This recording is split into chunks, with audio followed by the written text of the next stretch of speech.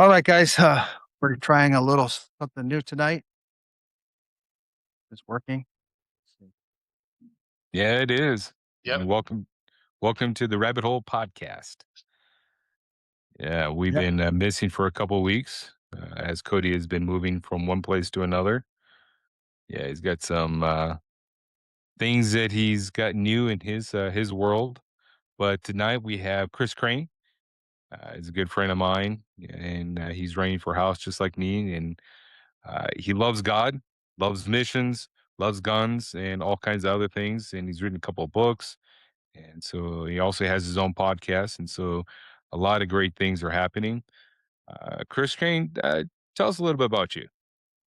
All right. Well, I'm a retired Albuquerque police officer. Uh, I did that from about 1989. Uh, Retired in 2007, but I got my full credit for doing that. My full credit for the 20 years. I've pastored. I've been the head pastor for a church in Los Lunas for 3 years. I've done missions primarily in Africa, but I've also been to places like Peru, Mexico, but in the last 10 years or so, it's primarily been in Africa. And then in order to fund the missions, because it does take quite a bit of money, and we have so many open doors and so many opportunities over there, but we kind of need funding. I decided to start a business, decided to open a gun store. Found out that I was pretty good at it. Being a retired police officer and having to use my firearm in the line of duty, I'm also a firearm instructor, and I actually really enjoy doing the firearms instructions also. And it's a lot more than just learning how to shoot. It's about teaching people the proper attitude and gun safety and things like that. And so I really enjoy teaching the classes as well. That's great. Uh, Cody also has his what is it, grain safety officer license, and Yeah. so Yeah, he loves that stuff. I have my card. I'm a card carrying range safety officer now. Oh boy. Yeah, Yeah. I couldn't really see, but I'm assuming that's an NRA. Yeah. Yep. Yep. good stuff. I And had to pay the extra $10 to get the card, so I'm proud of Yeah. it. So so the interesting thing is to me that you're both running for office and running a gun store at the same time. Uh, and Corey was saying that your locations in the old Wex down there on was it 4th Street? Yeah. Fourth Or and I-40. We're doing a demo and a remodel right now. So we're still a few months away from being open, but yeah, that's where it's going to be. Fourth and I-40. it's a hard neighborhood to be in. Yeah. it's gated too. It's what? It's gated My store is property. gated. Yeah, it has to be. Yeah, all the stores down there are gated. Even the consulate for Mexico is gated down there too. Yeah, I Yeah, saw that. everything I is. saw that. And then my sons are welders, so we're extra gating it down there. Yeah, right on. And so I'm looking forward to going in and seeing that firsthand once it opens, that soft open or hard open, whatever way you choose to do it, and see the newness and smell the great smell. Ford I What is that smell, Cody? I don't Gun oil. No, there's a specific gun oil. Pops 9, Hops. man. Hoppies There number we 9. Yeah. go. Yeah, so excited about all that. I think And I got then some of that. Let's go. Yeah. linked into podcasts and all that kind of stuff is um, his material and all that kind of stuff. So we're excited about that. And so, what is your favorite sidearm that you enjoy? Well, Well, today. my favorite one, because it always works, and but it's really quite boring. Glock. Uh, of course, yeah, but you have to understand why and where I came from, because I was the last class an APD to be trained on the Smith and Wesson 38 revolver.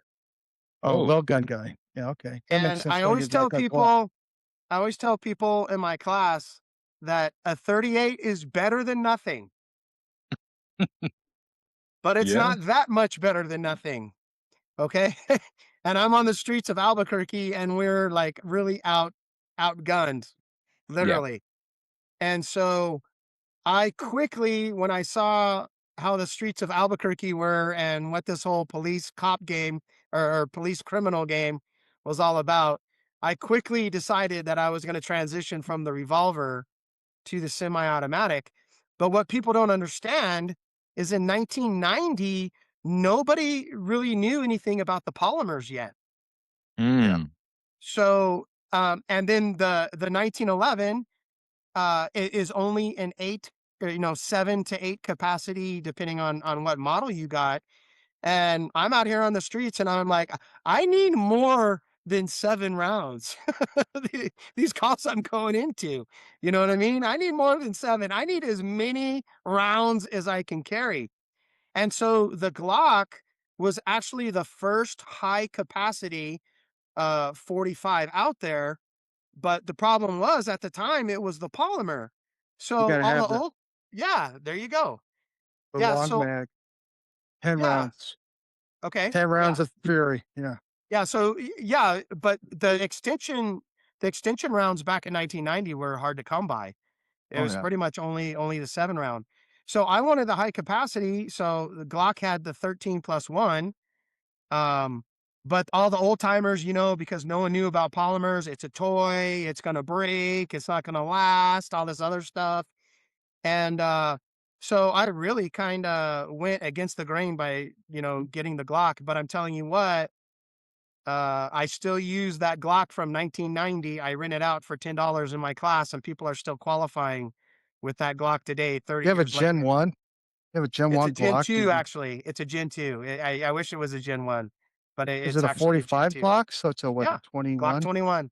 Glock Yeah. 21, 45 caliber, Gen 2. And I mean, we didn't know. It's funny because you're talking about Hoppy's 9, Cody. In Yeah. 1990, I didn't know much about guns before I went into the police department. I never shot one before. And because it was plastic, I didn't know if the Hoppy's 9 would melt the polymer. You're kind of scared. I was kind of scared at the time on how I was going to clean it. Is the oil going to mess it up? Is the Hoppy's going to mess it up? But it turns out that the polymer resists all that stuff, so it's all good. But we didn't know in 1990. I didn't know. Well, the reason that Glock doesn't have a safety on it, have you heard about that? Yeah. It's because of the wheel guns for the police departments. Because Mhm. wheel guns suck 'cause, they were trained to just pull the gun up and pull the trigger, not to Yeah. drop the safety, so that's why I have the trigger safety. Yeah, and So and I'm not against the thumb and all the other, safeties and everything, but the thing is when it's life or death and it's literally hundredths of a second, I don't wanna have to be pushing extra levers and things like that when I'm getting into a shooting. So oh, yeah. and I'm not saying you can't train yourself so it doesn't matter, but, again, I was having hard enough hard enough time back then, not now, but, hitting the target in the first place. I didn't wanna have to do all this other stuff and then learn how to shoot.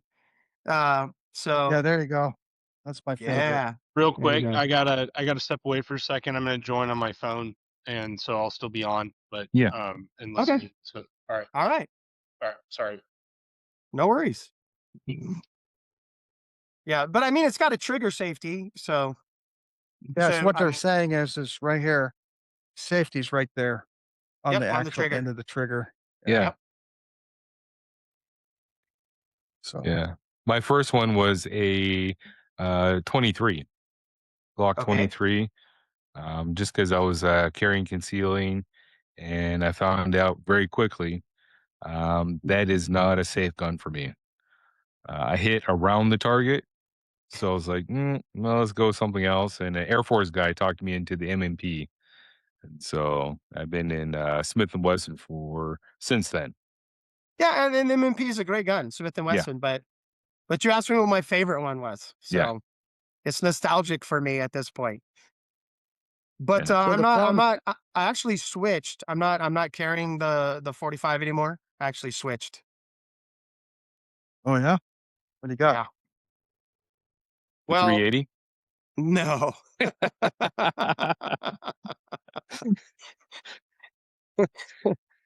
Take the zero off. You're at a 38, Corey. No. Again, back in the 90s, the 9 millimeter rounds were horrible. Oh It yeah, was horrible, you know. And so when I was deciding what firearm to get, I looked at the FBI statistics on a a 10 one-shot millimeter. drop. Yeah, 10 millimeter. Or, Well, yeah, the 10 mil, but back then in the 90s, I'm making $7 an hour, so I'm not yeah, gonna afford 10 millimeter ammo. It was like yeah. super expensive back then because it was fairly It's new. still is now. So Yeah, yeah, it is. Um, but no, actually, in police shootings, the most effective round, what a one-shot drop is we're not trying to kill people. We're trying to stop the action. So, what round is shoot to best for? disable. Yeah, Yeah, to stop. We call it stop the action. Would that be a Um, 40? no. So the best round for shooting once and the action stopping is actually a 357. Back No. then, it may have changed now, but in Yeah. the 90s when I was researching, it was the 357. And then the second round was the 45. Um, and again, the 357, there were no Desert Eagles back in 1990, And you could or that afford I that knew on a of. $7 an hour. Yeah, yeah, yeah. Those are Um, expensive. and if there were Desert Eagles back then, they weren't well known. Maybe there were, Yeah. someone watching will say, oh, there were some Desert Eagles. But again, in the 357, I couldn't get that high capacity.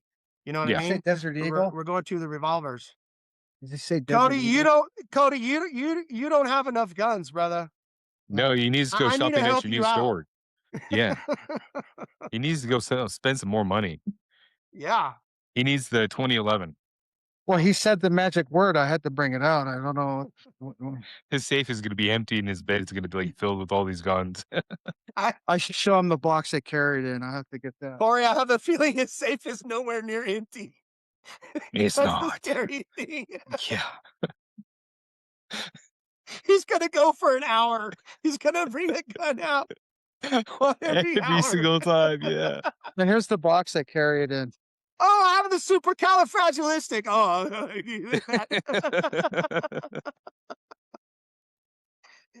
what's Yeah, up, I like Cody? you. What you got, brother? That's my box I carried it in. Evidence. Nice. Evidence box. I shot myself with this, and it got taken away from me. And when I got it returned, they didn't give me the box it came in. They gave me this box. So,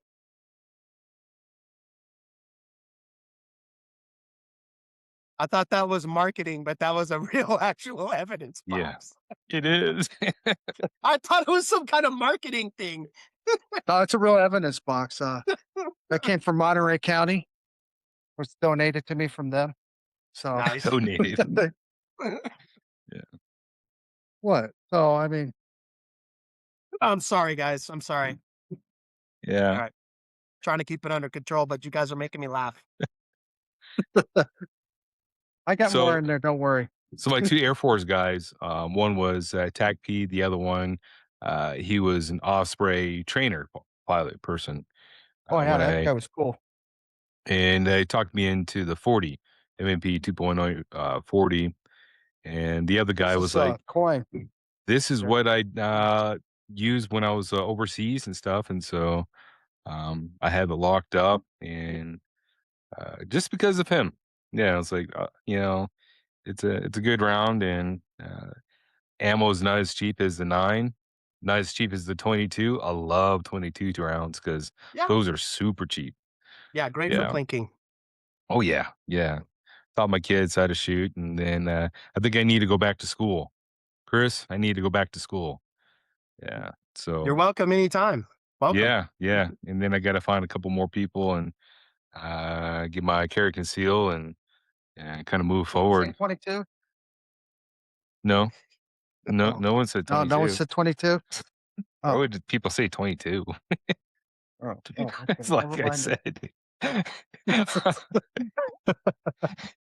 He- He's gonna go to Chris's news store. And he's like, "No, I got that, got that, got that, got that. Got something new, like Yeah, that I mean, 2011." I love guys like Cody. They're my favorite people. Me and Cody are gonna become best friends. His wife is like, "Never again. You can't hang around Chris ever again." Yeah, we have a cell phone blocker in the store that we're gonna put in so guys can't call their wives. Ooh. And the wives can't call them. That's What you right. up to? They kind Yeah, of disappear. we're gonna put in a cell phone blocker so there's no communication. Just buy it. Yeah. So, how many years did you preach in Los Lunas? I was there for a little bit over 3 years, Okay. and I had 3 kids in diapers, Hmm. 5 kids total, 3 were in Whoa. diapers. My wife was working, and honestly, Corey, it was just I was working. So basically, I would work till 4 in the morning from Saturday night to 4 o'clock Sunday morning. I would get a couple hours sleep. I would go preach 2 services, and then I had a buddy of mine, and I had to deal with my sergeant. I said, "Look, I cannot drive on Sundays." And I told my buddy, because one thing about cops is we hate paperwork. We, Yeah. we we can't stand it. So I told my buddy, just drive for me every Sunday. I'll do the paperwork all night. So he loved it. He looked Yeah. forward to Sundays because he could go and cause all kinds of trouble and do whatever he wanted, and knowing that I was going to have to write it up. There you go. That was the deal. So it It's a just good got to the deal. point where it was too much, and I was telling my kids, I can't do this. I don't have time. I can't do this. And so I just had to have a heart to heart with the Lord, and say, what do you want me to do? If you want me to quit police, I'll be a pastor. But if you want me to step down as a pastor, I'll go and I'll finish out as a cop. And after prayer and everything, I just felt that that's what God wanted me to do, Yeah. was to go and finish being in law enforcement. Yeah. So, 2005 graduated undergrad, did about 2 years as an intern pastor, youth pastor, and then went to grad school. That's when I was the poorest because doing grad school plus having 2 kids there. And then I did about almost 4 years in Missouri as a district pastor of 3 churches. Wow. Um, uh, yeah, I it felt like I was always on the job.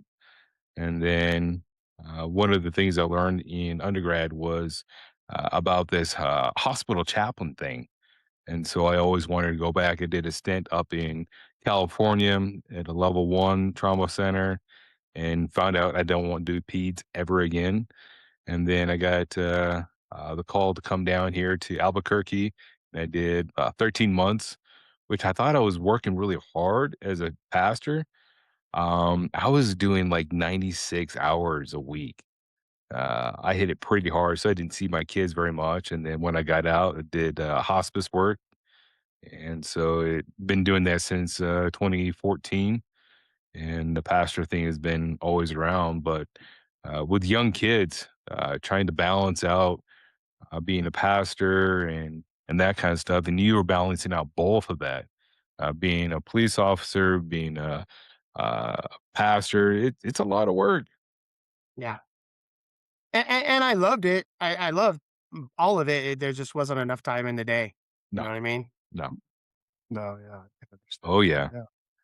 yeah. And then I also went to Peru. I went to Iquitos, Peru. Nice. Yeah, and got into the Amazon a little bit. Did some fishing in the Amazon. Caught the different kinds of piranha. That was fun.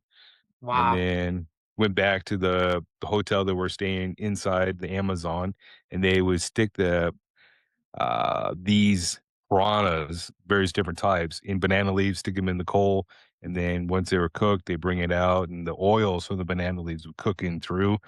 Ooh, that was some Sounds pretty good. good tasting Yeah. fish. Yeah. I actually went to Pucallpa for a month in Yeah? Peru. Where's Yeah. that? It's right on. I'm like east. Sorry, no, like western Peru toward the mouth of the Amazon. Hmm. It was, yeah, we did a medical. Well, we were building a building, and then we also did a medical barge down the river to villages and help pull people's teeth out. Um, and I got attacked by a capybara and had a chunk of my leg torn out. Just not That's much, just crazy. like this much. And then yeah, had to get old school style tetanus shots from a place and that where they stick it in the belly, Yeah. and you had to go do it like every day, and it was the worst pain I've ever felt. It was horrible. I was literally on my back for the entire rest of that trip Yeah. until we went to Machu Picchu, and then I was like, I basically just skipped the rest of the regimen. I'm like, I'm gonna die or whatever. I'm gonna go to the mystical city and die there. That's fine. Go crazy. Just start biting people. So it was a fun trip. Sounds fun. Yeah. Yeah. Yeah. Yeah, Got I me. was in a. Let's not let him write any brochures on, going to Oh, do it's these. beautiful. I love it. I highly recommend it. Yeah. Except for the capybaras.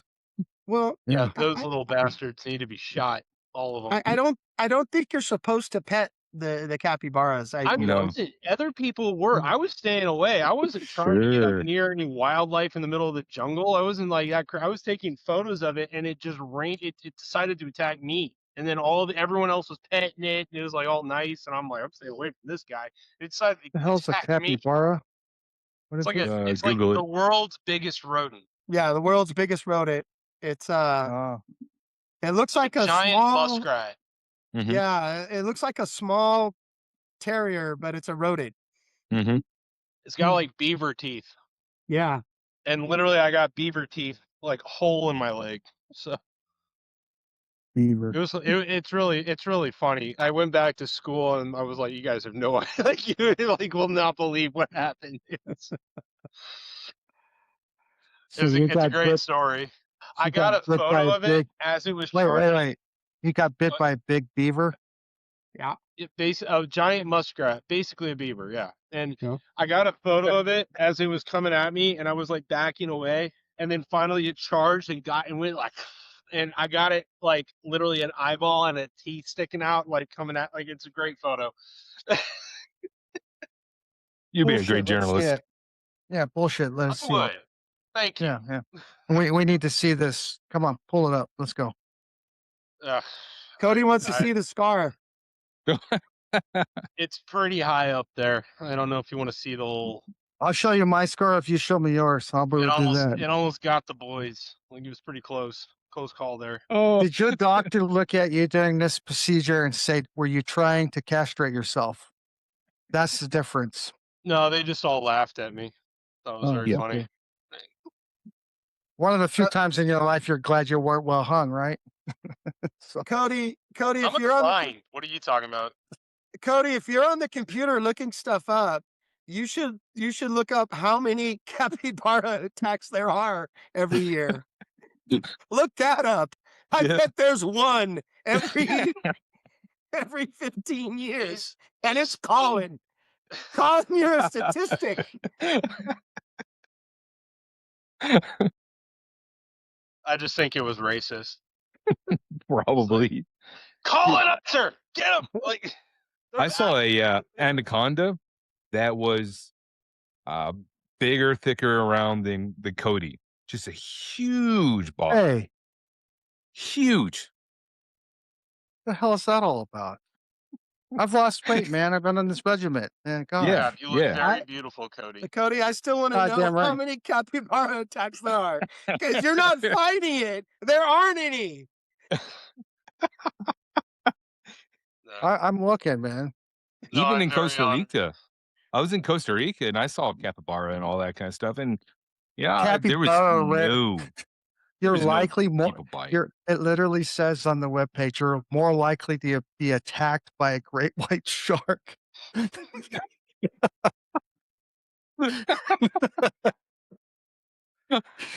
A capybara attack is one of the most rarest events. You're more likely to be young. attacked by a great white shark. What did you do, Colin? There's more to this story now, I'm brother. an innocent There's boy. I more did to not this know. story. These You little did something. shitkids in the village were throwing rocks at it and like pissing the thing off. And we're like yelling and I was sitting, I literally was like 40 feet away and people were going up and literally petting it. And I'm like, I'm not doing that. You guys are nuts. That's a wild animal. Like, I Maybe was like because you didn't rub his 14. belly. You didn't No, rub his it belly, saw so it me. Didn't came out. give It saw homage. me kneel down, and I was like doing my photographer stance, like getting it. And I think it was like Maybe it was laughing at you, and that's why it came after you. So we it can say probably that, thought it would be funny. That's true. Yeah, and And it we is can pretty say that funny. Colin is It just is. lucky. Yeah. Colin's very the lucky. villagers were all shocked. This lady that she saw, like she saw it happen, and she went at like the thing ran off into the jungle, and she literally went after it with a butcher knife, like chased, like you know. She goes, capybara and hamster tonight. Let's go. It's rodents for everybody. It's like Tastes these like white chicken. people are giving us free medical stuff. You're not gonna like this up for us. We're gonna get you, like little white kid. It was so. Let It me was. guess, Yeah. you've also been attacked by a guinea pig too, right? He has. I mean, I don't know. I don't know. I've honestly, I've only seen a guinea pig once in my entire life. I think. But I've seen That's beaver good. quite a bit of Seen times. gerbils. I've Yeah. seen a lot of beaver in my life. Where's your where's your board? You need a drum roll for that one. Give yourself a hand. Drum There you roll. go. There you go. Yeah. Did it play through? No, No, Oh, well. never that's mind. funny. So outside of that, what is your most favorite place to go Moving on. doing missions? Oh, that's a tough one, man. Ooh. How do you follow up being attacked by the world's friendliest animal? I mean, that's the thing. How do you follow that one up?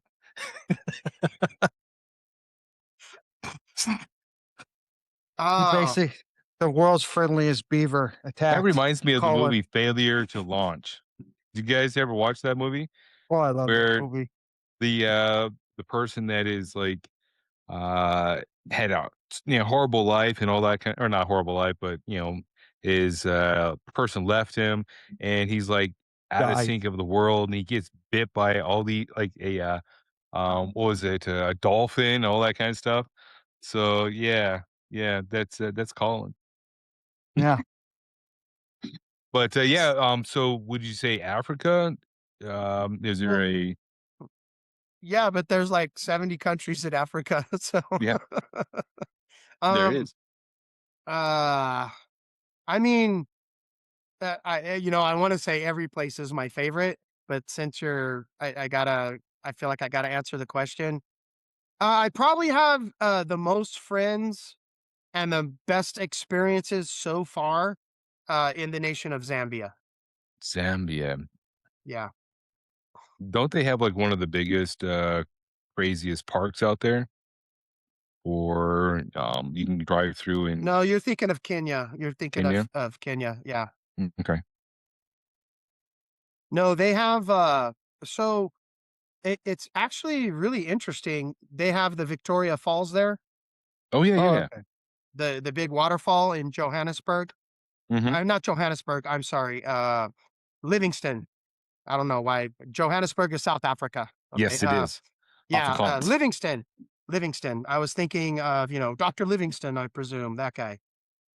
He's the one, he's the European that discovered it and everything. But actually it's really interesting because Livingston, basically that is the heart of Christianity and mission started with Dr. Livingston and it was in Zambia. And it kind of spread all throughout Africa from the nation of Zambia. So Zambia is pretty much the original uh revival, or again, that's the heart where Christianity started to spread through the whole continent. It is Yeah. right there. I believe he was also part of the Cecil Rhodes group. That's very possible. Yeah. I know he was Eh, I know he was funded by some missionary groups. I just don't know what the names of them were. yeah, no, it's Scottish. I actually just looked it up. No, he was not. Okay, interesting. Anyway, no, we've been talking about the British a lot, so I had to chime in there. So Yeah, we know. You couldn't resist. I couldn't And resist. But and don't worry, I'm actually, not. what people don't understand is it's not only that that's where Christianity started in the whole continent of Africa from the work that Livingston did. His whole point of going there was to find a inland waterway for trade, Hmm. because Livingston thought that if he could give the Africans at the time another way to have an economy, that it would end slavery. And his whole basically his whole mission was to find another way for these guys to work and make money so they don't have to be involved in the slave trade anymore. So his whole thing was to end slavery. And he was the catalyst to end it at the time, because when his whole ministry was just done, and if you asked him, he'd say he was a failure. He didn't find the inward waterway. He didn't really have that many converts or anything. But it was he wrote a diary, and these diaries had gone out in the newspapers. And they, because you got to remember, back then there's no YouTube, there's no podcasts, there's nothing like that. It was, stories in the newspaper. Everyone was reading it. And so everyone was reading about the adventures of Dr. Livingston, and they were into it, and they were waiting for the next story to come out, and then they just stopped. Mm. So a newspaper businessman said, "This is an opportunity. I'm going to go send one of my best reporters. I'm going to fund it to go find him." He found Livingston. They became friends. After Livingston died, that reporter started publishing Livingston's diaries about the horrors of slavery. And it caused such a stir in Europe that the entire British Navy went to the head of where I can't remember what the city was, but the entire British Navy surrounded the city that was the hub, the Muslim city that was the hub of slavery at the time. And the British said, slavery's done, it's over. And so it was from his writings and his diary. His dream did come true. He was the catalyst to end slavery. It's a fascinating missionary story. Oh, that's pretty cool. Yeah. I'm kind of torn about that because I do believe that, and I haven't looked into Livingston's background, or I just kind of assumed he was British establishment, but based on what you just said, Scottish. right? But it's right. But yeah, no, but and that is an important point. The Scots are very special, in my opinion. They're such a unique. Um, it's weird that so many amazing individuals in world history come from the Scottish root. It's very it's worth thinking about. There's something interesting about those islands. Um, I can't quite put my finger on it, but that the whole slavery thing, I have so I'm a bit of I tend to lean towards cynicism more than I should, because there was a real crusade against slavery, and it was coming from a pure place in many people's minds and hearts. There was a an incentive for the empire to end it, for for I believe more of because they control the choke points of the oceans, that this is a way to cut off basically pre-industrial nation states from getting crazy workforces, because they would have been swamped. So I'm not saying that it was obviously good that it stopped, but when it comes to systems, they tend to be self-preservational in nature. So it's just very interesting that the establishment of Britain went along with that, but they also, I mean, I just don't think it was conducive. Like, they weren't going to have slavery because of people like Livingston and people in Britain, and the more Protestant, or the the Christian impulse that was so strong in Britain at the time that just was not going to fly. And so they just cut off the trade because it's like, well, if we can't have it, no one else can, which is a good thing, but I think Yeah. that's kind of what happened. Maybe. Well, I don't- I'll definitely agree with you that the government itself was not motivated. It was a political decision as far as the government is concerned, but they were getting so much. I mean, the overwhelming pressure from the citizenry that they were getting, the political pressure to end it, was coming from those stories that Livingston had documented as he came into the slave traders when he was doing his whole thing over there. Yeah. So yeah, I'll agree with you that the government maybe didn't have pure motives, uh, but the people that were pressuring them, I believe, did. Yeah. No, I think you're right. I was a little suspect because I was wondering if there was like some other reason that they did it, but I have never been able to lay it down. And I do think it did come down to, like you said, the common people, the everyday people, like they were not about, um, it just wasn't in the ethos. It wasn't, it would be too, what was the word? Hypocritical. Yeah, and you Like got you're to going to be a remember, high civilization, you're going to be proper and, be high morality, and you're going to facilitate something like that the population is like, and they were all poor. Most of the Britons were poor, so it's like, why would we do this? So yeah, I know, I agree.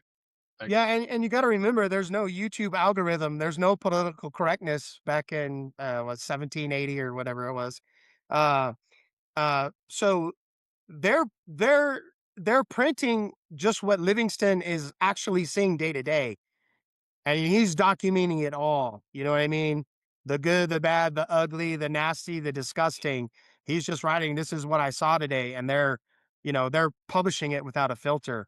And so when the citizenry was reading it, it was just horrible, you Do you know? know who published his work? Yeah, it was the reporter that befriended him.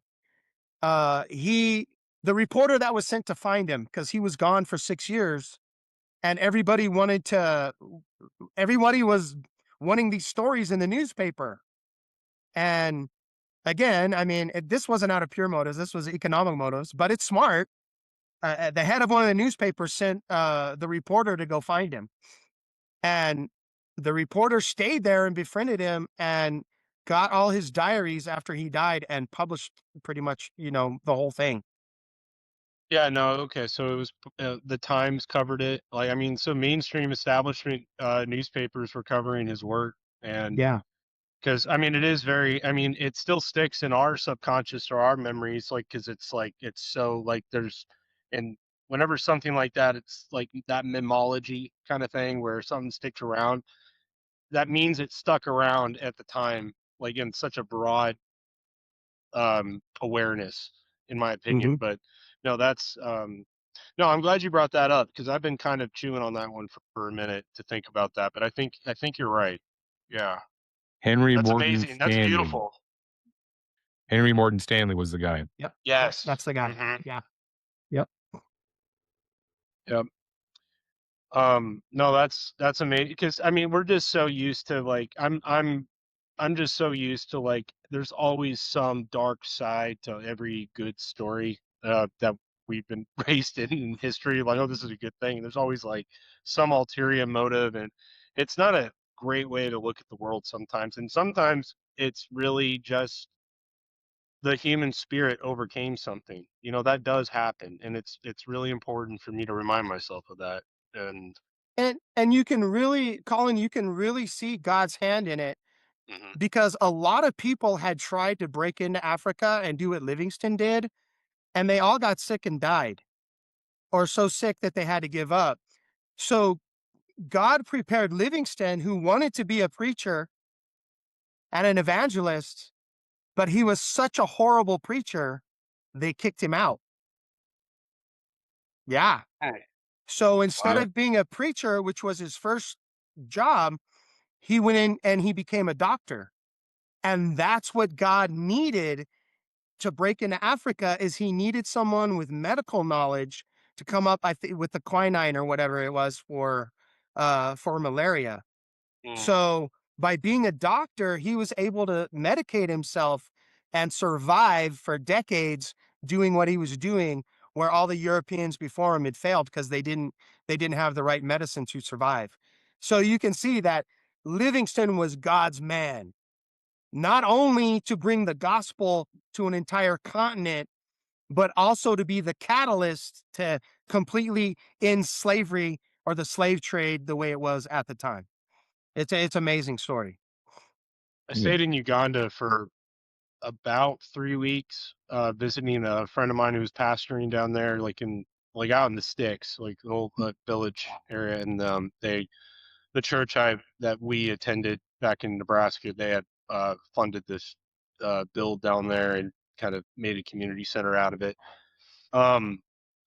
But it was when I went down there, I asked him, are there any old men that would be like who's the oldest guy that has like the oldest knowledge of like what happened around here, and the memory, like who has the oldest memory?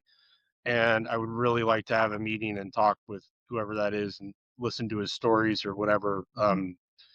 And I kept asking, like, so he set the meeting up, and he was very happy to do it. We paid him some money, made it worth his time. But he all he wanted to talk about was God and how grateful he was for um basically how, I mean, I mean, I hate to say, like, well, I don't hate to say this, like, 'cause we need to be able to say it, like, he was very grateful that the white people came to like to his country, because he was like, we were eating each other, we were doing horrible things, it was just terrible, and they brought us a knowledge of God, and we got access to love, and Yeah. and then we started actually, like, and it was the greatest thing we ever experienced. And stupid me, but I was like, okay, that's great. I want to hear about your old fables, like the old, like, I'm trying to get like, I'm like a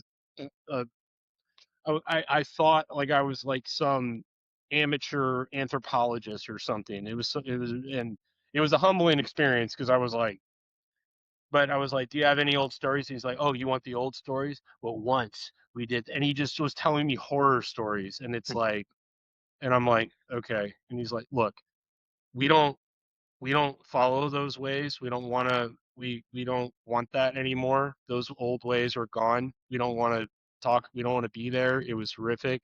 And we're just happy to live in peace now. And I was like, okay, I'm humbled. I understand. I understand. Thank you. Wow. It And was, that was in Uganda. yeah, Yeah. yeah, Nice. northern Uganda. Yeah, Hmm. yeah, those people are so great. I could have lived there. They were, I mean, it's like mud huts, but it's like everyone's happy. Everybody has just got a smile. I mean, there's hardship. Like the men all run off to the city and go party and get jobs in the city, abandon the wife, and the women all work. That's the craziest thing people don't understand. Like the women all are the ones that are the productive factor. The men just are. It's very sad. There's not a lot of family bonding. It's really the women holding it all together. Um, and but they really do hold it all together. And then the church is kind of the bonding point, and it's not perfect, but it's a hell of a lot better than what they had. And they all say that. And the kids and the children that are learning, everyone's so excited and happy, and the joy factor I've never felt in the United States. I've never felt it in the Western world. It was just so intoxicating. It felt amazing to just be around them. And it's like, it's one of these things with missionary trips. Like I always was like, man, I really feel like missionary trips are more for us. Like Absolutely. we don't really help them that much. Like they're That's what fine. I was gonna. When you Like got done talking, that's what I was gonna say. That's they're why. That's fine. why They're I go better on off. missions, Colin. Yeah. I'm like, we're so messed up compared to you guys. Like you're so solid. Like, And now the thing is, uh, because the ministry I work with, Harvest MXT, they're going all the time. I'm not going with them because I'm trying to get these businesses set up, but I'll go 2-3 times a year. And with all the stuff they're doing with the food here in America, mhm, when we go over there, we feel so much better Mhm. because it's more like ground. I don't say farm, I'll say ground to table, farm to table. You can go into a KFC in South Africa and be like, this is awesome. This is delicious, because the chickens are coming from local. They're not going through the whole frozen processing thing or whatever they do here. So the chicken's fresher, like all the food is, it's ironic because you got to go to the third world now to get nutritious food. I think it's we have the worst food on the planet. I really Yeah. think so. I can't think of a country that has worse food than us.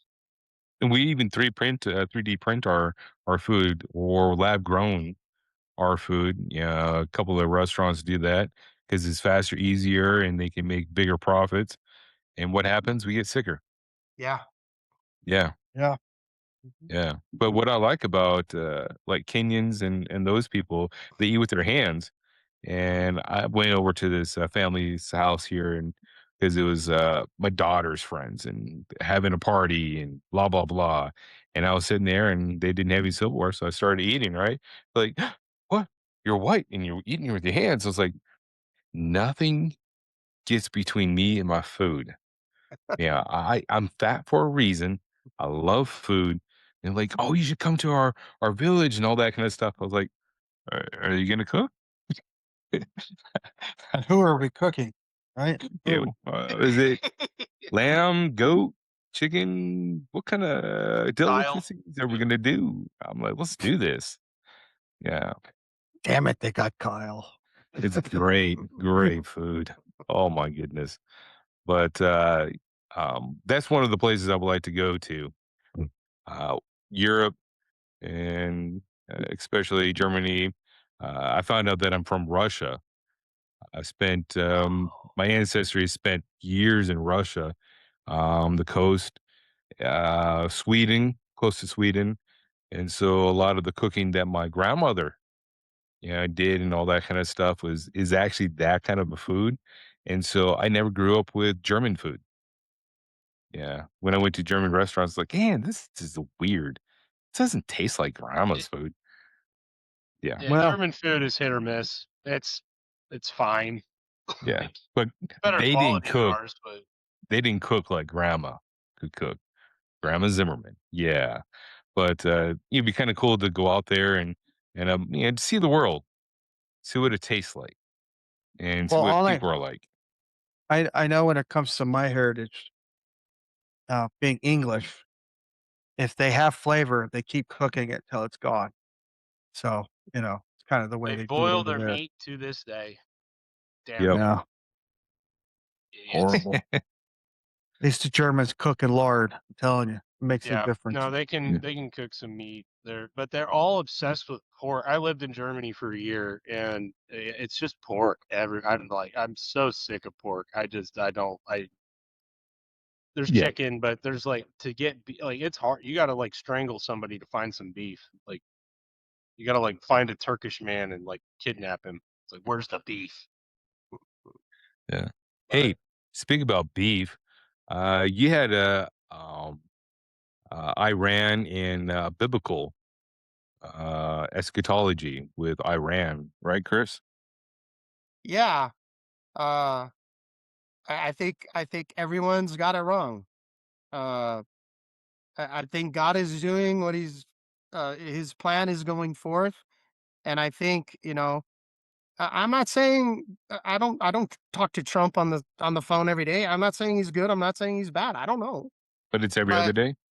yeah, every other day. Yeah. Right. Yeah, there you Um, go. but the things going on over there, I put everything through the filter of the Bible anyway, through prophecy. So, uh, uh when I retired in '07, I discovered YouTube. So I pretty much got into every conspiracy theory you could think of. I'm not an expert on them, but I can talk about pretty much all of them. I mean, there's some new ones maybe that I can't do. Um, but and then, well, let me back up a little bit. Uh, you've got to realize that when Jesus was tempted in Luke chapter 4, when Satan said, "All the kingdoms of the world are mine, and I give them to whoever I want," I say that that's probably the only time the devil ever told the truth. Jesus never corrected him or rebuked him about it. And you have to understand that what's going on in the world, the United Nations and everything, it's a Luke chapter 4. Uh, there's good people. Don't get me wrong. There's good people in government, but the government's There is? No, there's yeah, there are. There Oh, are. okay. Uh, Whoa, my it's heart. less. It's Oh. less. I mean, they used to be quite a few, and now the reason where we're at is because it's getting hard to find, but they are still there. But what I'm saying is the systems of the government, you have to understand the Luke chapter 4 paradigm. They're ultimately run by Satan himself. Whether it's the British government, I'm sorry guys, the United States government, any government in the world, okay? It's in that Luke chapter 4 paradigm. So but we're called as Christians to come and be a part of it so we can hold it at bay, so we can not make it so bad. Okay. So I got to say that, especially since we're running for office. Um, but anyway, so I'm always kind of up on politics and things like that. And like the Russian-Ukraine war, and you'll find out that after World War II, every war has been choreographed by the United Nations.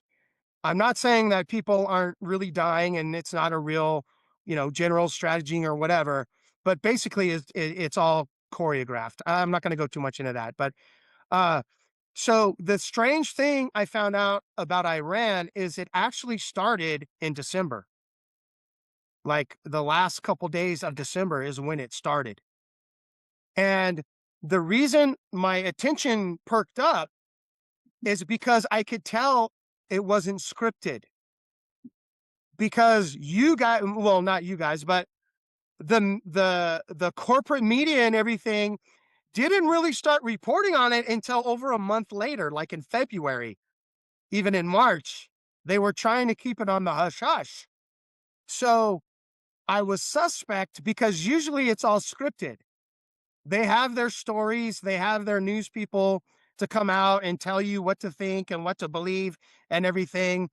And I'm watching what's going on from people that live in Iran, people from Iran, but the corporate media and there's no script. So I'm going, this is not a Luke chapter 4 or a United Nations thing, if you want to take the Bible out of it. This is something different because they're staying very silent for a long time because they didn't plan on this. It wasn't in there. It wasn't in one of their little scripts. We're still in Venezuela. Was it Huh? Venezuela? They were still Yeah. things about Venezuela at that time. Yep. Yep. Doing stuff like that. And everyone's frozen. So that look, there's something like when you really study war, you realize it never ends. It just goes on and on and on. One Yeah. event flows into another, and there's really is no clear cut end to any of it because as soon as World War II ended, that's when the Cold War started. There's no, and then that's when espionage really took off, and that one. You remember the president's helicopter crashed mountains in 2024, Iran. Yeah. That you assholes. Wow. I've never had that happen before. Yeah. So the Iranian coup started in 2024 when they killed the president and did a regime change. So that's what I'm trying to get at. So Yeah. I'm waiting for them to cut us off again. Yeah. So anyway, Like, never mind. Go ahead. okay. So I'm getting into why I got to start looking in scripture because they're too silent. Everything's scripted. They're never silent. And then they're silent for a week. Then they're silent for 2 weeks. And then you're in January and they're still not reporting on it. And I'm watching people that live there with, 100,000 people in the streets saying, long live the king, bring back the king. And then I find out from talking to people that have lived there their whole lives, because I'm 68, so 1970, I'm an Iran baby, the Shah baby, you know, Mm-hmm. I found out something new. What's that? Iran is not, never has been a Muslim country ever. Mm-hmm. Never. No. I've been Oh, lied to that's again. Christian.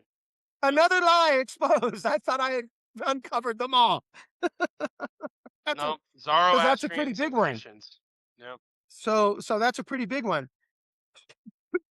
So then I find out that they're calling the people of Iran, not the United States government, not the United Nations.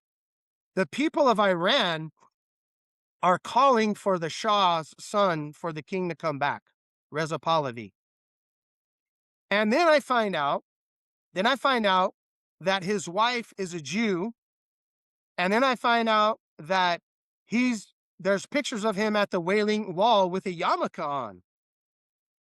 So now imagine no Islamic terrorism and Iran and Israel becoming friends. How does that change the world? And so go ahead, Colin. No. Finish. Keep. I hate interrupting people. It's a bad habit. Okay. Please keep going. So you got to remember, they're not a Muslim country. They've never been a Muslim country. And one of the biggest growing churches, Christian churches in the world, is the Christians in Iran. Okay. So I'm like, this is not a United Nations thing. This is not a Luke chapter 4 thing. This has got to be a God thing. And so then I went to go and look for a scripture to back up my theory. And what I got to is Psalm chapter 2. You guys are there if you want to read, if one of you guys want to look it up and read it real quick. We can, it's not very long. It's not very long. But first of all, I figure what's going on is Psalm chapter 2. So this is Psalms 2 ESV. Why do the nations rage and the people plot in vain? The kings of the earth set themselves, and the rulers take counsel together against the Lord and against his anointed, saying, let us burst their bond apart and cast away their cords from us. He who sits in the heavens laughs. The Lord That's holds God. them Okay, so slow in. down. Yeah. So let's stop right there. So we know the whole thing I was just talking about. The United Nations, the Luke chapter 4, all these satanic influenced governments and kingdoms have always been raging against the plans of God. The UN has their plan. They have their script, right? That's what I've been talking about.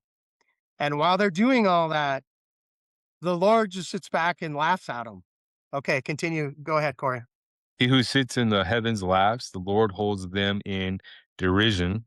Then he will speak to them in his wrath and terrify them in his fury, saying, as for me, I have set the king on Zion, my holy hill. I will tell of the decree. The Lord said to Okay, me, so stop right there. Who's the king? Who's the king on the David, hill? No.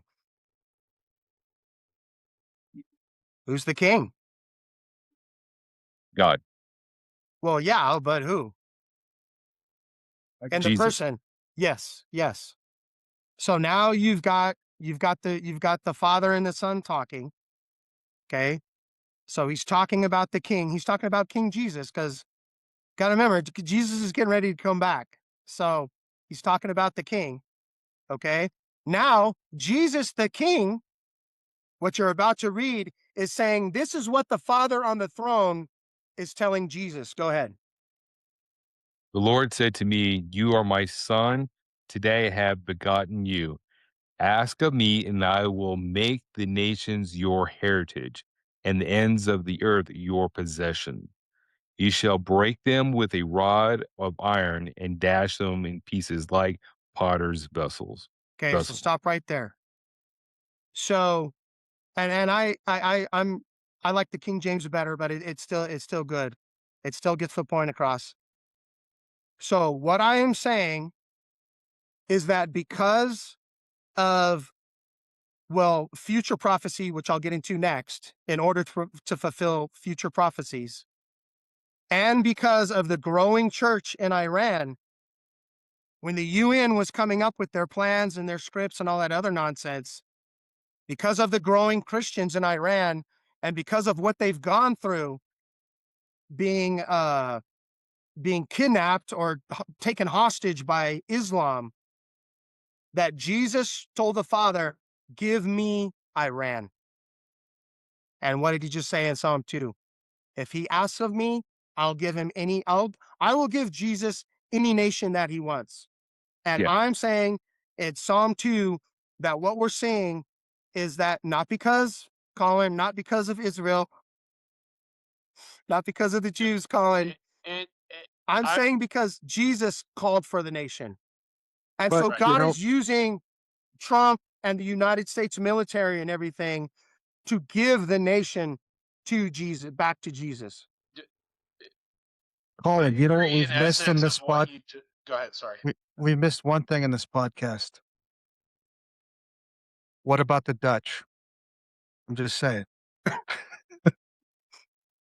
Well, the Dutch You took know, over South Africa, but you're going to sidetrack me. no. I mean, but No, it's fine. No, Colin's thing is I want you to everything links complete your back to the Dutch. it's an ongoing theme of the podcast, but Mm. no, I don't want to Okay. interrupt you on your flow. If you're trying, Uh, I yeah. want to hear your point. Yeah. So, Corey, I'm saying that Jesus has called for the nation of Iran, and God is using whatever Trump in the United States to give it to him. Keep going. Now, therefore, O kings, be wise, be warned. O rulers of the earth, serve the Lord with fear and rejoice with trembling. Kiss the Son, lest he be angry and you Stop right there. perish. Stop Yes. right there. Stop right there. Kiss the Son. That means you're a leader. You're a leader of a nation. No matter what your religion is, no matter what you believe, whatever, you better respect my son. Okay? Again, I'm not saying that Trump is good or bad. I'm not saying what I believe, but he kisses the son. He respects the son. I know Netanyahu is evil or an atheist, say whatever you want to call him, but he still will kiss the son. He will still show respect to Christians. I know he doesn't respect us, but outwardly, publicly, he will kiss the son. And the IRGC, the Islamists, would not kiss the son. They would not show any kind of respect to Jesus or to Christianity.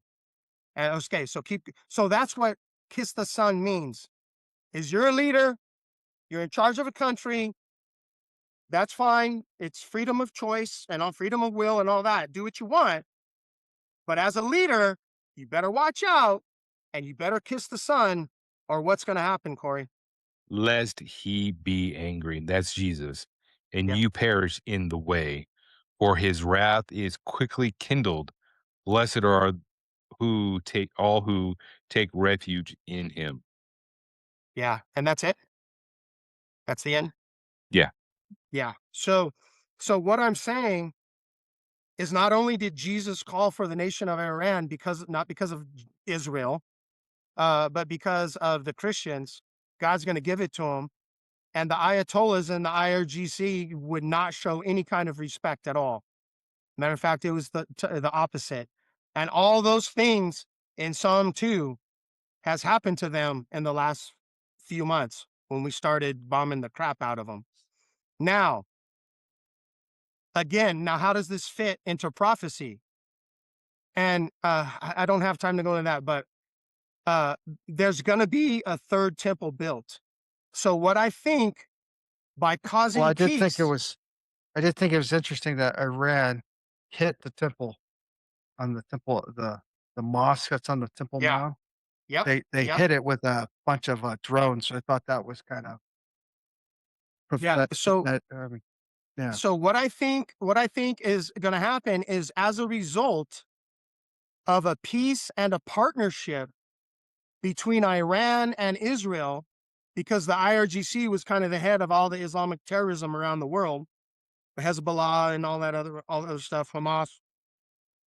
When that is gone, with that partnership in peace between Israel and Iran, it is going to cause the conditions for the third temple to be built, which as a Christian is blasphemy.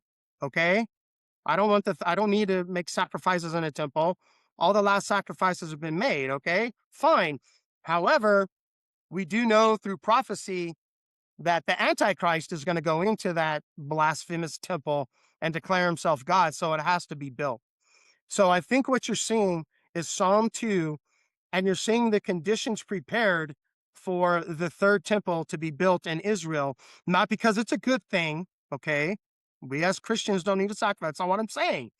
I'm just saying it's a fulfillment of prophecy. And I think it's going to go to the conditions of, look this up for me, Corey. I think it's Ezekiel 37:14, where Israel will live in peace and safety. Ezekiel 31:14, No, 37. 37.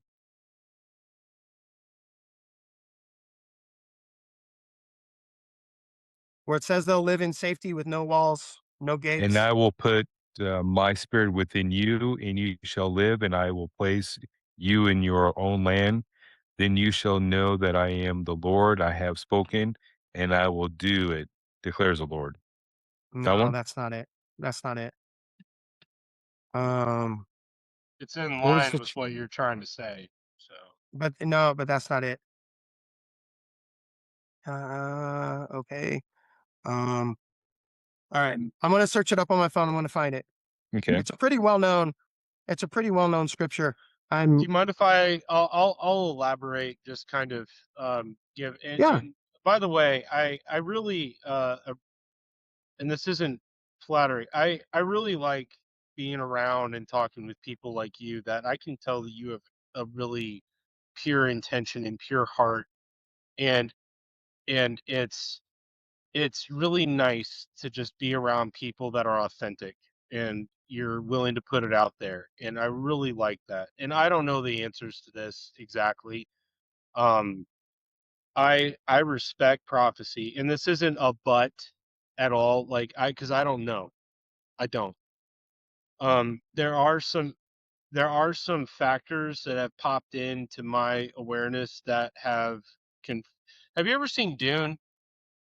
Yeah. Frank Herbert Yeah. Franco, the stuff? original? Okay. You know the Bene Gesserit, plans within plans? That's the Basically, spinoff. no, well, I didn't watch. I heard it was crap, and then I watched like half the first episode. I'm like, oh, this is garbage. This is so bad. They should be ashamed of themselves. It was so horrible. But the Dune movies are fantastic, and I love the books. I've read them since I was a teenager. They're so good. And I didn't understand why I liked them until I got older and got into like geopolitics and religion and philosophy and all this other stuff. And I'm like, wow, Frank Herbert is on another level. It's not even that you have to agree with the storyline of what he's outlining. It's just that someone could put a cosmology like that together is so interesting. But Hey, hey guys, I have to. You guys keep going because you're gonna send this to me. So Yeah. I'm gonna step out, and I've enjoyed the conversation, but I don't want you guys to end because you're having a good roll. But Okay. I so we got okay. started a little late, but so guys, I'll see you guys on the flip side. Okay. love you, Back Cody. over. Have a good night. Right. All right. So I found it. It's 38:11. I was off. It's 38:11. So before you read it, 38:11 is a I always just used to call it tribulation because I'm a Christian of the 90s, but all the critical semantic people are all, the tribulation's not 7 years. Okay, fine. So the 70th week of Daniel, okay? That's what I call it now, which is 7 years, okay? It is. Uh, so the Ezekiel 36, 37, 38 war, uh, most of the end times preachers and stuff believe that that is a war right before the 70th week of Daniel. Okay. Uh, so in Ezekiel 38:11, it describes Israel as living in peace and safety without gates or walls. And I've been studying end times. That's my specialty. Everybody, people that agree with me, people that don't disagree with me, I listen. I bring it all, and I just go to the scripture. Okay, but anyway, a lot of brilliant end time scholars have not been able to figure out what how Ezekiel 38:11, those conditions of Israel living in peace and safety without walls and gates could occur. Because we all know the condition of Israel has been since they became a nation in 1948. It's been walls and it's been wars and terrorism and all this other stuff. And so, what I think is happening with Iran when Pahlavi becomes the king and Israel and Iran become partners, it's going to set not only the conditions for the third temple, but it's going to set those conditions in Ezekiel 38, chapter 11. And you can go ahead and read it, Corey, if you want to. Okay. And it says, I will go up against the land of unwalled villages. I will fall upon the quiet people and dwell securely. All of them dwell without walls and having no bars or gates Yeah. to And it's seize talking about spoil. Israel. If you put it in context, they're talking about Israel. Yeah. And so no one could figure out how is Israel going to live in that condition in where they're living in peace with no gates or walls or bars or anything like that. And I think that's what we're getting ready to see. But backing up, it says on 10, thus says the Lord God, on that day thoughts will come into your mind and you will devise an evil scheme. Yeah. You And will that's right. say, I will It's go up basically, against the Yeah. yeah, it's basically, if you back up, it's basically Russia is attacking Israel. And a lot of scholars believe that we call it the Ezekiel 37-38 war. And it's a pre 70th week of Daniel war where Russia attacks Israel. So what I'm saying is those conditions of peace and safety without walls, bars, and gates has never existed in Israel. That's my point. Yeah. And Never. I suspect, and again, Colin, I'm not saying I'm right. I'm just trying to figure it out. I'm looking at scripture to see what are the possibilities and stuff. And could it be possible that if Pahlavi does become the new leader of Iran? He's not going to.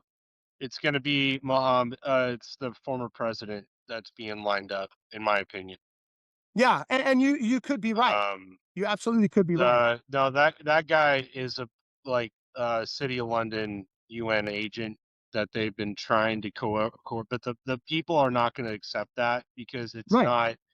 Now, it's not to say that the Shah's regime was as bad as we all made it out to be because the CIA overthrew him. Like that was Operation Ajax. Yeah, That and was part of. Yeah, go ahead. yeah, but like you said, that guy is the UN guy. And Yeah. you're right. If you're looking at the way you usually look at things, you could I'm not saying you're wrong. You could still be right. But that's what the betting person would say. But what I'm saying, if Pahlavi, who's not the UN guy, who's the people guy, then I No, think I'm I'm saying right. he is the Yeah. UN guy. Who, Pahlavi? And yes, it I doesn't don't look like that on the surface, but if you look how he's been propped up, he's all over mainstream media. They've been literally like begging for this to happen. No, you said the Muslim president. No, I'm saying that oh god, what's his name? Pahlavi is the Shah's son. Oh, I'm Pahlavi. sorry. No, that's why I'm saying Pahlavi is the UN agent. Yes, Hmm. in my opinion. I could be wrong. Okay. I'm totally Yeah, open to being wrong yeah, about that. That's fine. yeah, Like we're guessing here, but and I yeah. hear what you're saying. It sounds like, and I don't want to disrupt your flow. Not at all. Not at all, Colin. Not at all. Because, like I said, I'm just trying to look at scripture, and I'm trying to use scripture to figure out. Um, because one mistake people make with prophecy is try to foretell the future. yes, That's not what prophecy is about. Prophecy is when it's occurring to look at scripture and recognize what's happening as it's happening. And that's what I'm doing. I'm saying, is Psalm 2 happening in front of us And is it going to lead to Ezekiel 38:11 and the temple? That's my Mm. thought. I think it's very possible that they're going to do a third temple, but I think the temple may be more in a sense it's going to be something that's going to bring all the religions together. Yeah, That it's going to seems be to be what blasphemous. Yeah, everything is like Chrislam, yeah, Judaism, something yeah, like that. And I mean, the Pope is literally teeing this up, like, and they've gotten rid of the last three, and they're like getting rid of them in stages to like create the conditions for this. Like that's happening, but it's being done on purpose. It's yeah, not like this is the thing about the eschatology of this. I I'm not saying that's not going to happen. I actually think it's very likely it will, but it's more that it's going to be of the design of man using eschatology as a manipulative tool to control people's minds and be like, okay, now the temple's here. Now we are unified, and the kingdom of heaven is coming, and we're all unified together in this beautiful unification process that globalism has brought us. yeah.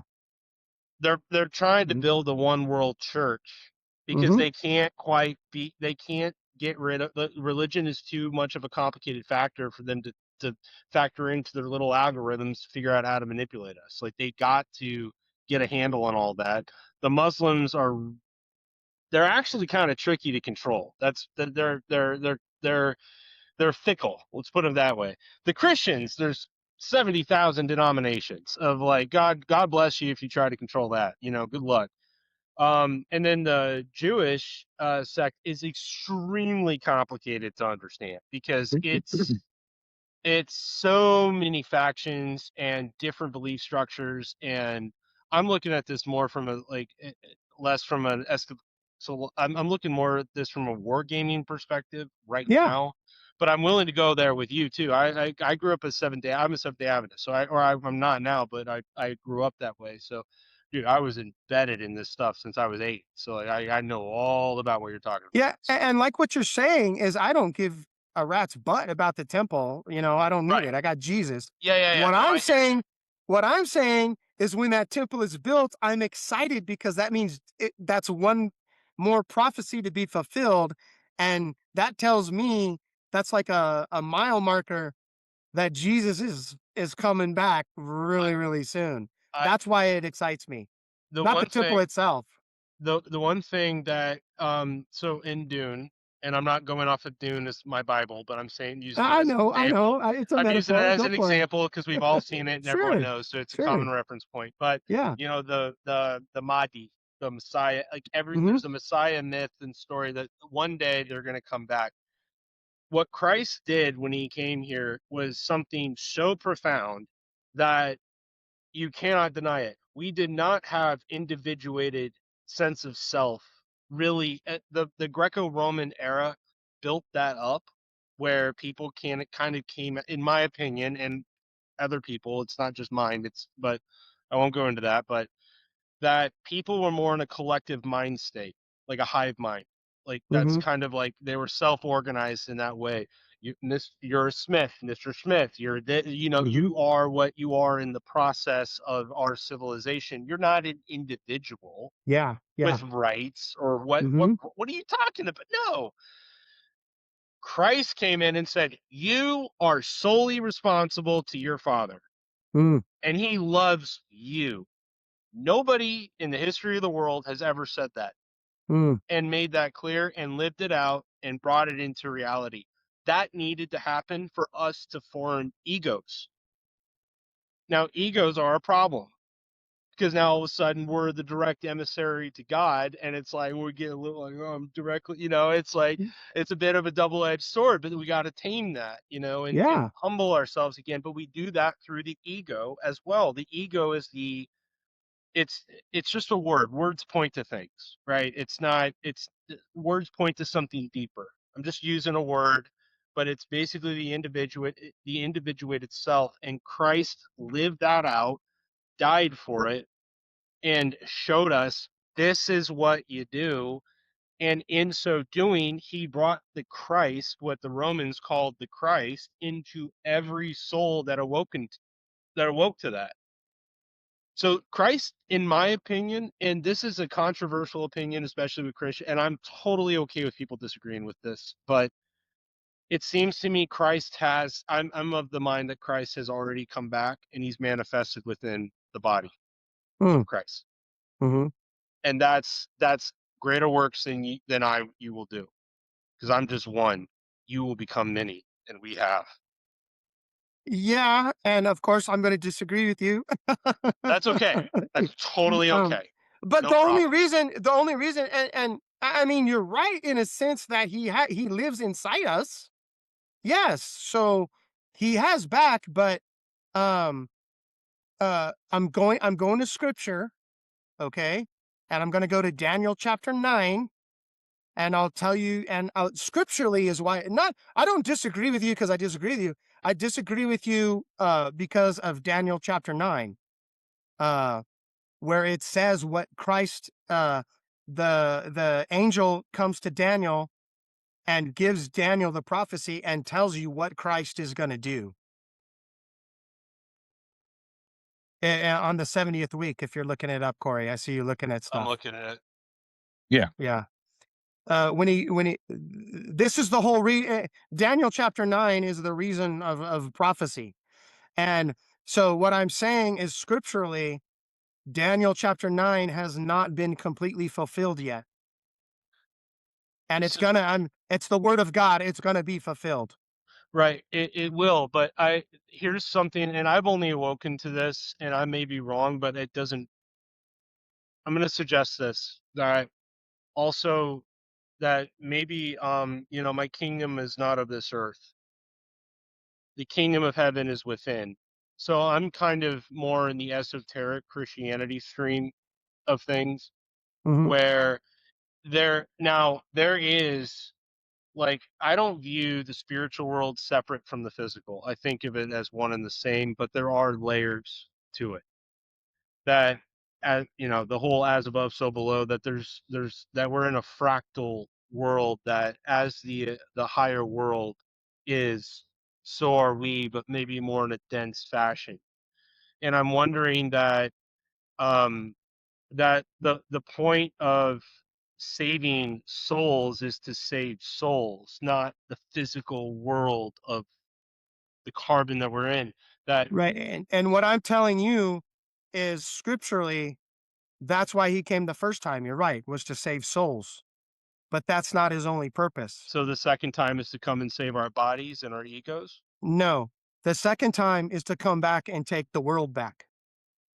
Right, but how? Because Luke But chapter 4, we abdicated our authority. so in your Uh, mind, what does that look like? you got to go read Revelation. No, I did. I've read the Bible backwards and forwards. I mean, I'm Yeah. with you. I've read So, Revelation, but you can interpret that a number of ways. well, It's you not like can Christians you read the Bible like a technical manual sometimes, like right, but A you plus can, B equals C, and it's but way more complicated than that. the best way to do it is to interpret scripture with scripture. Okay. That's how you get a better understanding. So Revelations chapter 5, the opening of the scrolls, that is the deed to the government of the earth. Jesus is taking it back. The souls of were saved. Jesus is taking care of the sin issue. But in Daniel chapter 9, he's gonna put an end to all of it all over the world. If you read Daniel chapter No, 9. I agree he will. I just think that I just wonder if it's going to happen in a more subtle way with less special effects, Where'd your volume go? that's going to happen more Oh, there in it the is. inner world. Your It's volume That going to cut go out, Colin. external. Say that again. I that I so I grew up around Seventh-day Adventist, and they're expecting, like, special effects and a chariot to come out of the skies, and they're all going to be lifted up, and all the bodies that are in the ground are going to rise up and from their sleep. And there is archetypal, there's truth to what they're saying. There is. Like, it's not, it resonates for a reason, but they're thinking of it with a materialistic mind. Yeah. And Yeah. in the spiritual world, you don't, it's the material world matters, but it's not nearly even, it's not even half the story. It's like 1% of what's actually happening behind the scenes, in my opinion. That the spiritual world is always in motion, and when we rise from the, I mean, you could interpret, because one of the things with God that I've wondered about is, one, he especially with Revelation's fascinating to read, and it's something I've pondered on for a long time, but it's almost as if revelation is always happening, always. Like the process of the apocalypse has been, I read it and I'm like, this has been my spiritual development as an individual. Well, yeah, and because God works in patterns, absolutely. I mean, Yeah, fractals. Yeah, you can go into the cell structures and see the same patterns of God. So yeah, that's just a pattern. But so and again, I take the Bible literally. I know, I and that's okay, so and I do yeah, too. But I'm saying it's literal and it's more. of But people, course, when yeah. we take things literal, we're trying to put timestamps on things. Well, what if it's happening all the time? And what you said, Jesus came to save souls, right? Yeah. Of course, we agree on that. That's been taken care of. But we still got this thing, Yeah, but this sinful, dying, decaying thing. So yeah, when you're saying if you want to talk about rapture, Thessalonians chapter 4, one of the great promises of Christianity is a new body, a new spiritual body. That's one of the promises we have. but I've seen that happen to people in my life, that they do get new spiritual, like their body literally changes as their spirit changes. Yeah, but they're still gonna die. Their body's gonna die Yeah. eventually. So, But we're gonna get a body that's not gonna die in Thessalonians 4. but that, see, to when I hear that, I'm like, I don't like, that's like, I don't care if I get a body. I'm a soul. I'm a spirit. Yeah, but you I'm gotta have a I love spiritual. I'm My body's important. I understand that we need to respect and revere our bodies. It's a gift from God, and Yeah. they're not just meat sacks that we got Well, stargated into. if you want to They're But settle this, hold on. to If live you in the want to presence settle of God, this, we gotta have a the spiritual body, wait, the is way what to Paul just says. settle this whole thing is we got to look at what transpired after the resurrection. Jesus didn't just have a spiritual; he had the two that stayed together in the sense that when Thomas came up, came up to him and he had to touch the side of Jesus, the hands and all that kind of stuff. It was a solid Yeah. figure. Mhm. And when God recreates in the revelation towards the end, it is bringing us back to what the Eden was supposed to be, back Mhm. to the restoring back to that, Yeah.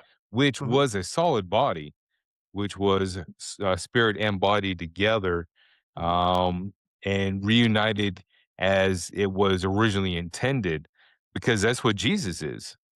Mm. Uh, Yeah.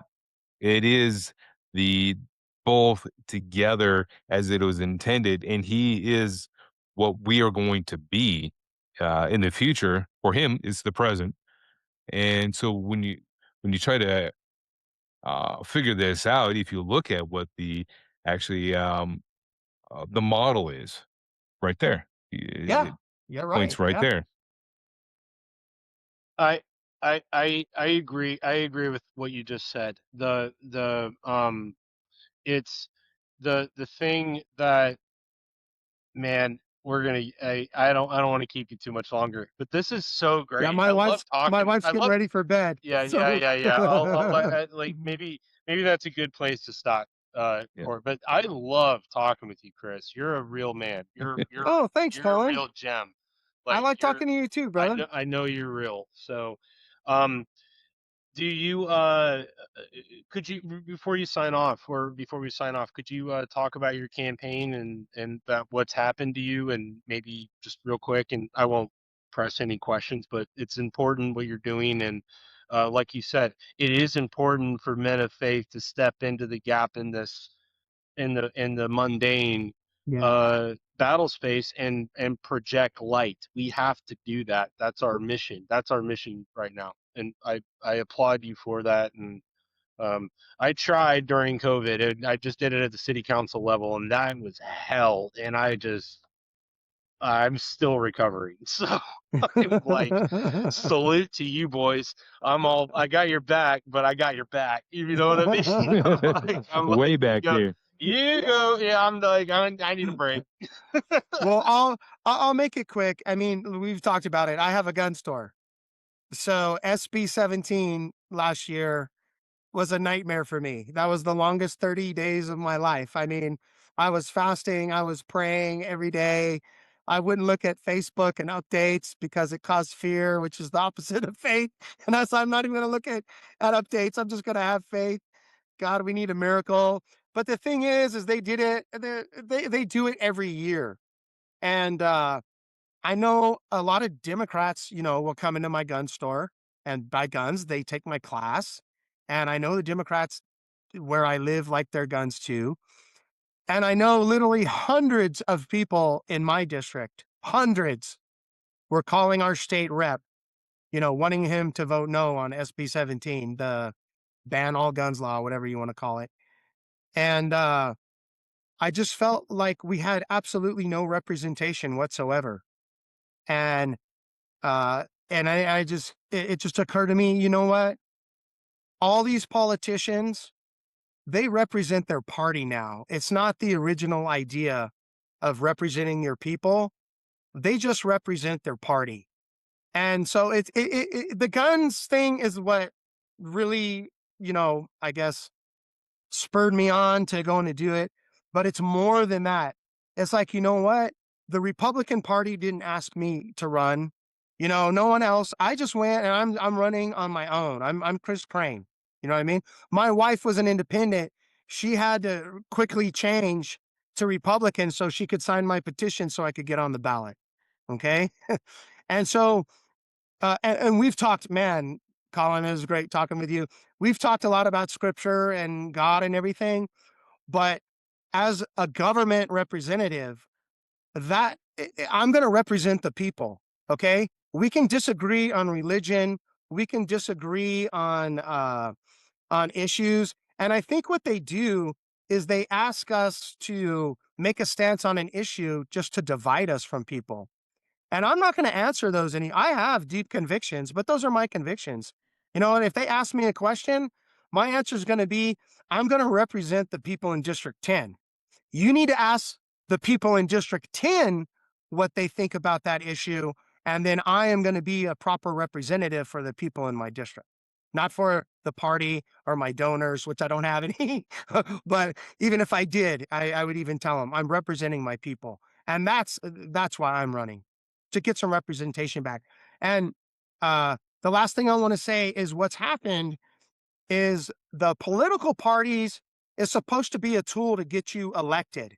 And it's a good tool. It works. I'm okay with that. But what's been happening is after the candidates get elected, the parties are trying to govern. That's not their job. Their job is to help candidates get elected. Once I get elected, the party doesn't tell me how to vote. The party doesn't tell me what to do. The people in District 10 are the ones that tell me how to do my job, not the party. And I think when me and Corey get in and a whole bunch of other of us, great candidates, independent thinkers, I think we need to make that known to the Republican Party that, hey, your job is to help us get elected. When election day is over, that's it. Okay. Quit telling us how to govern and quit telling us how to vote. And that's all I got to say about that. God bless you. That's beautiful. We need that. That's no, that's like you said, like the little issue. I mean, religion. It's like it doesn't matter. What matters to me is purity of heart and honesty and truth, and you just exude that. No, can thanks, tell Colin. you just exude light and love, and you really care, and you sacrifice, and you work hard, and I, the details don't matter. That's all that matters really at the end of it all, because none of us really know 100%. That's it's that authenticity and that courage and bravery and just being a real man. Like, thank God real men are coming back into the picture again. We missed you guys. Like, so For real. like for real. So so it's come we're on the comeback. Yep. Well, now that we're at the end, thank you for watching. If you've gotten this far, we appreciate it. Don't forget to subscribe, like, share with everyone else. Subscribe to the Patreon, and we're looking for about 120 plus subscribers to get to the 1,000 mark that we're looking for. And thank you for coming on, Chris, and we look forward to having you on again. All right. It was awesome, guys. Anytime. All right. All right. Good night. Bye, All guys. right, hit stop recording.